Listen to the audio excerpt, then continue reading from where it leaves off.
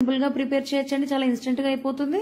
ముందుగా ఎగ్ లబాబ్దార్ కర్రీకి చూడండి అరౌండ్ 10 క్యాషూ నట్స్ లో మనం 1 టేబుల్ స్పూన్ మీగడ, కొద్దిగా పాలు పోసి ఇలా థిక్ క్రీమ్ లాగా పేస్ట్ చేసుకోవాలండి. గ్రైండ్ చేసుకుని పక్కన పెట్టేసుకోవాలి.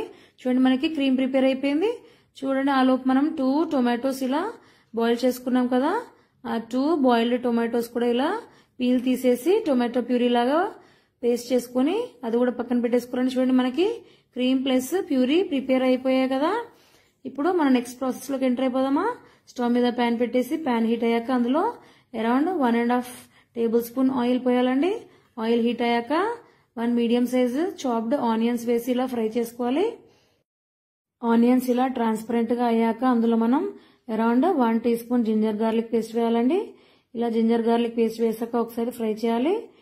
నెక్స్ట్ 1/2 టీ స్పూన్ పసుపు వేసుకోవాలి. ఇలా పసుపు వేసి ఒకసారి మిక్స్ చేయాలండి. ఆ తర్వాత అందులో 1.5 teaspoon chilli powder, 1 teaspoon వేయించిన జీలకర్ర పొడి, 1 టీ స్పూన్ పచ్చిధనియాల పొడి, 1/2 teaspoon garam masala, 1/4 teaspoon pepper powder, తర్వాత కొద్దిగా చూడండి క్రష్డ్ కసూరి మేతి వేయాలండి. తర్వాత టేస్ట్ కి సరిపడా సాల్ట్ వేసి ఇలా ఒకసారి మిక్స్ చేసి ఆ మసాలాస్ అంతా మనకి బర్న్ కాకుండా కొద్దిగా వాటర్ పోయాలండి. వాటర్ పోసి ఇలా ఒకసారి ప్రాపర్ గా మిక్స్ చేసి ఒక 2 మినిట్స్ అలా వదిలేయాలండి. చూడండి ఆయిల్ అనేది రిలీజ్ అవుతుంది. నెక్స్ట్ ఇప్పుడు అందులో మనం టొమాటో ప్యూరీ చేసుకున్నాం కదండి, ఆ టొమాటో ప్యూరీ మిక్స్చర్ ని కూడా అందులో పోసి ఇలా మిక్స్ చేయాలండి. ఇలా మిక్స్ చేశాక మనం మూత పెట్టేసి ఒక 2 మినిట్స్ కుక్ అవనివ్వాలండి. చూడండి కొద్దిగా ఆయిల్ రిలీజ్ అయింది కదా. ఇప్పుడు ఒకసారి మళ్ళీ ఇలా లో ఫ్లేమ్ లోనే మనకి ఆ మసాలా మిక్స్చర్ అనేది ప్రాపర్ గా ఫ్రై అయ్యేలాగా ఇలా మిక్స్ చేయాలి. చూడండి ఇంకొక 2 మినిట్స్ లో మనకి ప్రాపర్ గా ఆయిల్ అనేది రిలీజ్ అయ్యి మనకి ఆ మసాలా మిక్స్చర్ అంతా ప్రాపర్ గా కుక్ అవుతుందండి. చూడండి ఆయిల్ అనేది ప్రాపర్ గా మొత్తం రిలీజ్ అయింది కదండి. ఈ మూమెంట్ లో మనం క్యాషూస్ పేస్ట్ గ్రైండ్ చేసి పెట్టుకున్నాం కదండి, ఆ క్యాషూస్ పేస్ట్ కూడా అందులోకి మసాలా మిక్స్చర్ లోకి పోయాలండి. పోసి ఒకసారి మళ్ళీ ఆ క్యాషూస్ పేస్ట్ ఆ క్రీమీ అంతా ప్రాపర్ గా మసాలాస్ కి పట్టేలాగా ఇలా మిక్స్ చేసుకోవాలండి. ఈ క్యాషూస్ పేస్ట్ తోనే మనకి క్రీమీ టెక్స్చర్ అనేది వస్తుందండి. దీంతోనే మనకి టేస్ట్ ఇంకా ఎన్హాన్స్ అవుతుందండి. చూడండి ఇలా ప్రాపర్ గా అంతా మిక్స్ చేసి ఒక 2 మినిట్స్ అలా మూత పెట్టి వదిలేయాలండి. చూడండి ఆయిల్ అనేది రిలీజ్ అయింది కదా. ఇప్పుడు మనం ఇంకొక 2 మినిట్స్ అలా, ఎందుకంటే మనం ఆ క్రీమ్ అంతా మసాలాస్ కి బైండ్ అయ్యి ప్రాపర్ గా కుక్ అవ్వాలి కాబట్టి మనం ఇంకొక 2 మినిట్స్ అలా మూత పెట్టి వదిలేయాలండి. చూడండి ఇప్పుడు ప్రాపర్ గా మనకి మసాలాస్ అనేది కుక్ అయ్యాయి కదా. ఇప్పుడు అందులో మనం 1 గ్లాస్ వాటర్ పోసి ఇలా ఒకసారి ప్రాపర్ గా మిక్స్ చేయాలండి.